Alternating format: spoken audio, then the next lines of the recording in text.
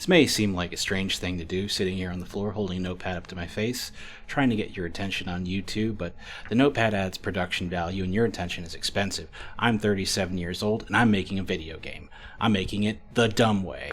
I even wrote it down right here. See? Wait. Right there. The dumb way. And I have, wait, one of my... Wait. Just 1 second. 1 second. I'm in an alternate universe without AI, where we nuked it from orbit, and I get all my dumb ideas from popsicle sticks. My spaceship runs on likes. Your likes. I need your attention. Okay, so, look. Nothing I can do is going to bring your dead pets back, but... I'm sorry, that's a terrible thing to say.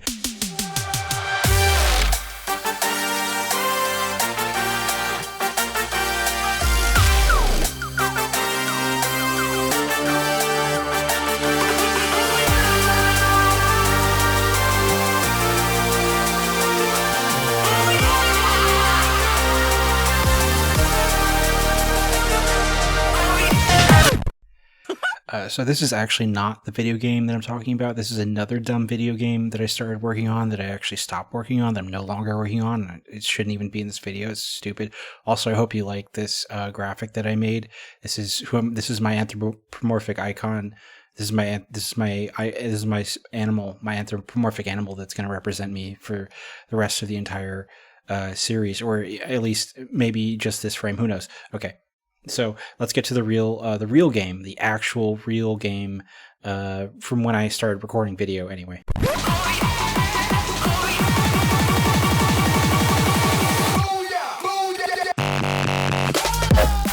Step 1 to making a video game the dumb way is to make the engine. Now, even though we're being dumb about this, we don't need to be that dumb, right? We don't need to be spending a million years on this thing. We just need to be making whatever engine supports whatever game it is we're making. That's the important thing. You can't get away without making an engine at all.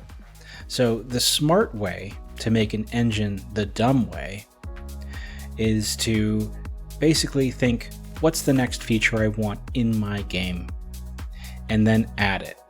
Now, if there's anything in between what you have right now and what you want to have, just make those things too, but only those things. And remember, we're not using AI. Okay, so side panel. AI is kind of dumb.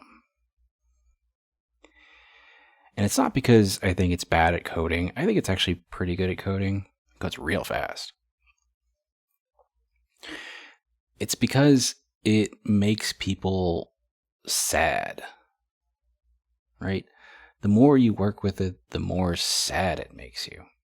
I mean, maybe not for everybody, but it's kind of endemic among software developers. I don't want to be sad. I want to be happy. I want to be smart. I want to work smart. Working smart means making myself happy, right? So that's why I'm doing things the way I'm doing them, just being fully open about it. I know Claude can code real fast. That doesn't matter to me, okay? Alright, unside panel. Here is a 2-year timeline until the terrifying publisher pitch meeting. Before that point, you're going to have a renderer, and to have a renderer, you have mesh loading, skeletal animation, shaders, and Vulkan. Get that shit out of here. We don't need that. No, get the fuck out of here.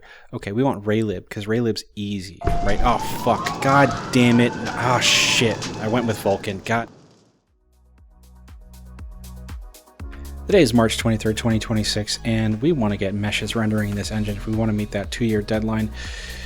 Now, you might think it's a good idea to use a format like GLTF, good, established, solid format, but that would actually be wrong. It's too complicated. We want to make our own, with our own skeletal format, our own animations. That's correct. And it's actually going to end up being quite a bit faster if we go this route, because it's just a lot less complicated. There's only one problem. I don't know how skeletal animation works. So... Alright, so this is me out in space right now. This is a space helmet. Fun fact, if space helmets were really lit like this, like in the movies and video games, you wouldn't be able to see shit. I can't see a damn thing. But I did learn how skeletal animation works. Okay, look, I am interjecting way too much here, but I do have something to say, and that is that there is something really egotistical about thinking that you can make your own format before you even know how the data inside it works. I was wrong to think that I could do that. I eventually got there, but it was not the right way to go. The right way to go is you do the dumb thing, you figure out how it works, and then you can make the format. I bounced back and forth. It took a little bit longer than it should. It took about a week, but anyway. The question is, say this is a finger, right? So say we're looking at the inside of a finger. How does this bending make the finger, the mesh of the finger, bend too? Well, you can imagine here there's that the finger is made up of a bunch of triangles. So we can imagine, a bunch of triangles here on the surface. And if we make it just a little bit simpler, you can imagine one triangle here. Okay, one triangle on the surface of the mesh. And that triangle, even a little bit simpler, is made up of vertices. So each triangle has a set of vertices, right? Basic idea here is this vertex has a relative distance from this bone that it wants to maintain. So no matter what, if the bone is here, you can imagine this relative distance, the vertex is going to be here, right? If the bone is here, same relative distance, the vertex is going to be here, right there. And if the bone rotates like this, right, if it rotates around around the joint here, then the vertex is also going to rotate around the joint. Okay, so that's basically how it all works. Before we try. Why do we lose our minds? Sending us before we try. Why do we lose our minds? Sending us before we try. Caught up and trying to find a problem. Why do we lose our minds? Sending us before we try. Fed up, we're trying to fix our problems. Why do we lose our minds? Look between the lines, because you bent the truth. Now it's hard to find a place for me and you. I know you're paranoid, but that does not excuse the way we've paved a void and made ourselves confused. That's what I think about that. Oh my god, there's still a month left of progress I haven't covered. I have to leave. I have to leave right now. I have to leave. Sorry, I gotta leave.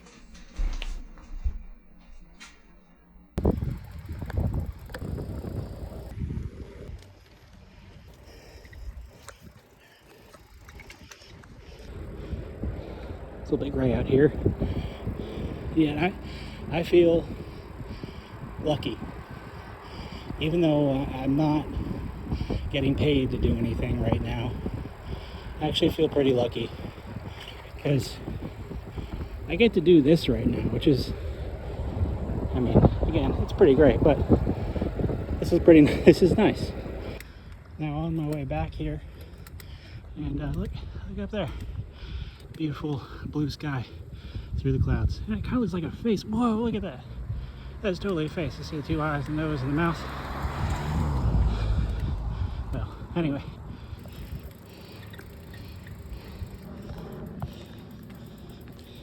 Parking brake. Engaged.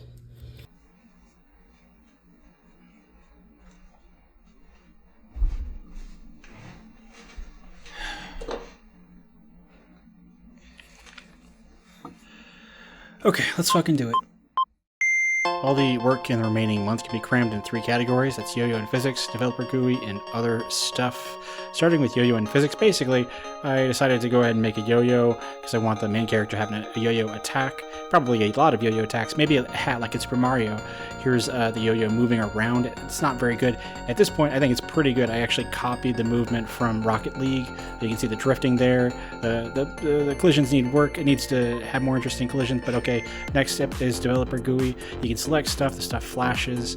You can mess with all of the fields. Basically, all of these fields in the developer GUI are automatically populated from the entity struct. So no matter what the entity has on it, you can change whatever it is. Here's the the thing. Oh look, you can step physics. Physics is steppable. This one's pretty cool. It's kind of like Unreal Engine. You can pass an arbitrary function to process and output a field however you want it to be output. It doesn't have to be output how it would be by default. Okay. Other stuff, I made a BRB thing. This is the first time I've ever made like a console renderer. I took a few days to do it. Honestly, it was kind of a waste of time, but it was fun. And if you catch me on my stream, upcoming stream, then you'll get to see it in real time. So yeah, I hope to see you there.